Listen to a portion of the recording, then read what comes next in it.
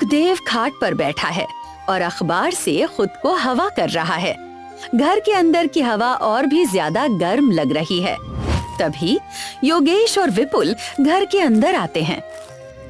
आओ विपुल, योगेश, तुम दोनों भी इस धूप से परेशान होकर आए हो ना? पूरे गांव का यही हाल है। सब लोग अपने घरों में गर्मी से तड़प रहे हैं। वे दोनों सुखदेव के पास बैठ जाते हैं और अखबार से मिल रही हवा में थोड़ी राहत महसूस करते हैं। हाँ सुखदेव जी, हमारे घरों की छतें आग उगल रही हैं, मिट्टी की दीवारें तप रही हैं। क्या हमारे पास कोई और जगह है जहाँ गांव के लोग कुछ देर आराम कर सके? गांव में ऐसा कोई बड़ा पक्का मकान नहीं है जो इस गर्मी को रोक सके। मुझे समझ नहीं आ रहा कि मैं एक मुखिया होने के नाते तुम सबकी मदद कैसे करूं। मैंने सुना है कि गांव के पीछे जो सूखी पथरीली पहाड़ियां हैं, वहां कुछ साल पहले तक ठंडी हवाएं चलती थी। क्या हम वहां जाकर कोई छायादार जगह नहीं ढूंढ सकते? वो रास्ता बहुत पुराना और पथरीला है, वहां कोई नहीं जाता। लेकिन अगर तुम्हारे पास कोई और रास्ता नहीं है तो तुम जाकर देख सकते हो। शायद वहां कोई बड़ी गुफा या छाया मिल जाए। विपुल और योगेश एक दूसरे की तरफ उम्मीद भरी नजरों से देखते हैं। इसके बाद दोनों खड़े होते हैं और वहां से निकल जाते हैं। योगेश और विपुल ठंडी हवा की तलाश में गांव के बाहरी इलाके की संकरी सड़क पर चलते जा रहे हैं। कुछ देर बाद दोनों रुक जाते हैं और दूर एक ऊंची पथरीली पहाड़ी को देखते हैं। विपुल, हम बहुत दूर आ गए हैं। यहाँ तो सिर्फ पत्थर ही पत्थर हैं। मुझे नहीं लगता कि इस बंजर पहाड़ी पर हमें कोई ठंडी जगह मिलेगी। चलो वापस चलते हैं। थोड़ा और आगे चलो ना योगेश, देखो उस मोड़ के पास कुछ अजीब सी ठंडी हवा का झोंका आया है। क्या तुम्हें भी कोई खुशबू आ रही है? ये खुशबू तो बहुत जानी पहचानी है। ये तो नींबू की खुशबू है। इस बंजर पहाड़ी पर नींबू की खुशबू कहाँ से आ सकती है? चलो उस बड़ी चट्टान के पीछे चलकर देखते हैं, वहीं से ये ठंडी हवा आ रही है।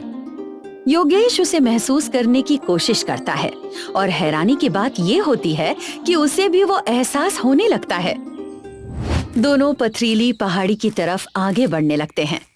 जैसे जैसे वे आगे जाते हैं, वहां का तापमान धीरे धीरे कम होने लगता है।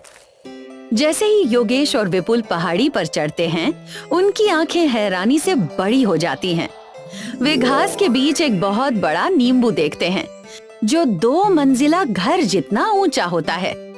उस विशाल नींबू में दरवाजे और खिड़कियां भी बनी होती हैं।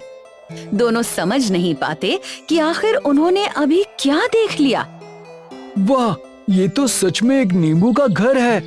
देखो, इसमें खिड़की और दरवाजे भी बने हुए हैं और इसके आसपास की हवा कितनी ठंडी है। लेकिन इस अजीब और विशाल घर में रहता कौन होगा? क्या हमें वहां जाना चाहिए? कहीं ये कोई जादू तो नहीं है ना? जादू हो या ना हो, लेकिन इस गर्मी में ये जगह किसी स्वर्ग जैसी है। चलो पास जाकर देखते हैं, डरने की कोई बात नहीं है। दोनों पहाड़ी से नीचे उतरते हैं और उस नींबू वाले घर की तरफ बढ़ने लगते हैं। दोनों घर के दरवाजे तक पहुंचते हैं और वहां खड़े होकर हैरानी से चारों तरफ देखने लगते हैं। अब आसपास की हवा और भी ठंडी महसूस हो रही है और चारों तरफ नींबू की मीठी खट्टी खुशबू फैली हुई है। तभी विपुल आगे बढ़कर दरवाजे पर दस्तक देता है। कोई है अंदर? हम पास के गांव से आए हैं। हमें बहुत प्यास लगी है और बाहर बहुत तेज धूप है। कुछ पल बाद एक बुजुर्ग काकी दरवाजा खोलती हैं। उनके चेहरे पर प्यारी सी मुस्कान होती है। वे बिना कुछ पूछे दोनों को अंदर आने के लिए बुला लेती हैं। आओ बेटा, बाहर की धूप बहुत तेज है। मुझे पता था कि इस मौसम में कोई ना कोई इस तरफ जरूर आएगा। काकी, आप इस इतने बड़े नींबू के अंदर रहती हैं? ये कैसे संभव है?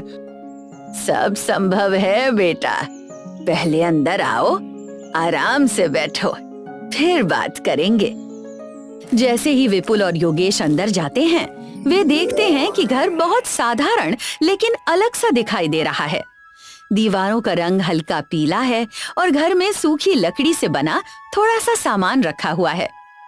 तुम दोनों यहाँ बैठो, मैं तुम्हारे कुछ पीने के लिए लाती हूँ। धन्यवाद काकी। यहाँ अंदर आते ही मेरी सारी थकान गायब हो गई। ये जगह इतनी ठंडी कैसे है? काकी दोनों के लिए 2 गिलास नींबू पानी लेकर आती हैं। ये इस नींबू के घर का जादू है बेटा।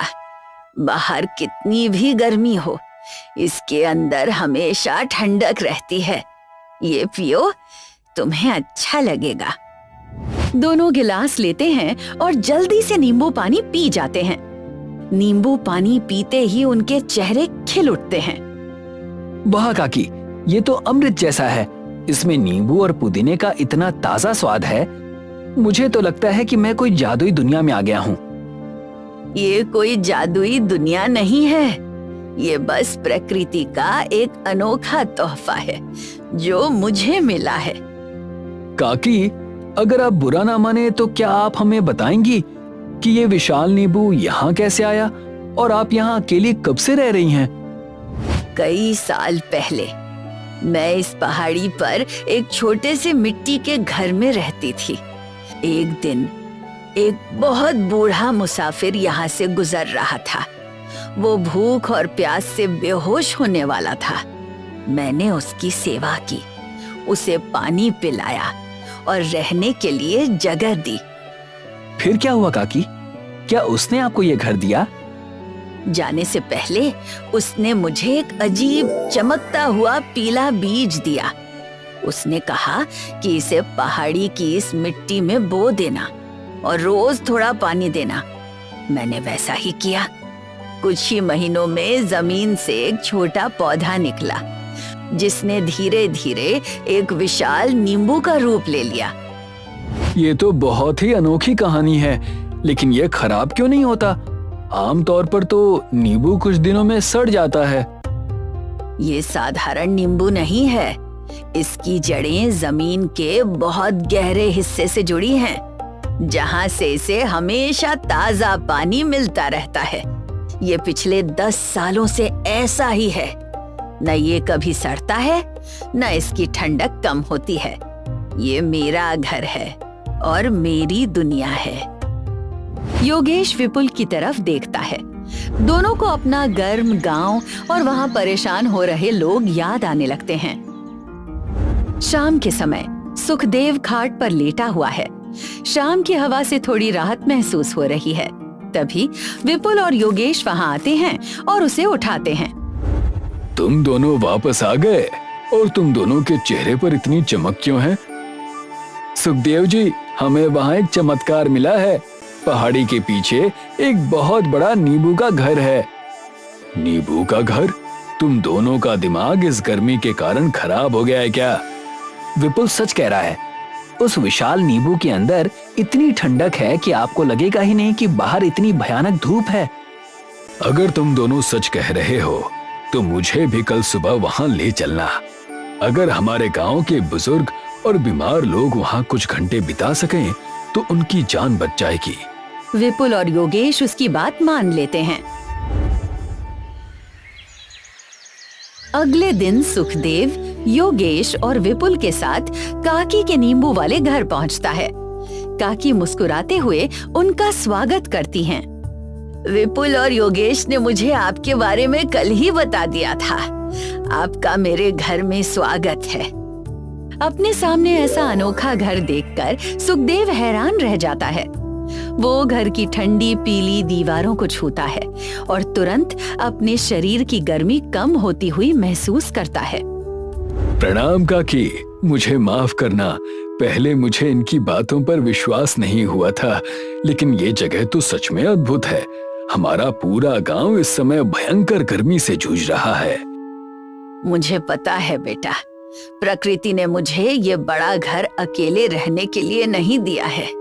जब भी गांव में ज्यादा गर्मी हो, आप बच्चों, बुजुर्गों और बीमार लोगों को यहाँ भेज सकते हैं। यहाँ बहुत जगह है, सब आराम से बैठ सकते हैं। काकी, आप सचमुच बहुत दयालु हैं। हम दोपहर के समय कुछ लोगों को यहाँ लेकर आएंगे ताकि वो इस धूप से बच सकें। ये घर सबका है बेटा। जब तक ये गर्मी है तब तक मेरा नींबू का घर आप सबके लिए खुला है। आओ, आज फिर से ठंडा रस पियो और थोड़ी देर यहाँ विश्राम करो। काकी का प्यार और अपनापन देखकर सभी के चेहरे खुशी से भर जाते हैं। अगले दिन से गांव के बुजुर्ग और बीमार लोग काकी के नींबू वाले घर आने लगते हैं। काकी सभी का प्यार से इलाज करती हैं। वे उन्हें जड़ी बूटियों से बनी प्राकृतिक दवाइयां भी देती हैं। काकी के इलाज से सभी लोग ठीक होने लगते हैं। यहीं पर हमारी कहानी खत्म होती है।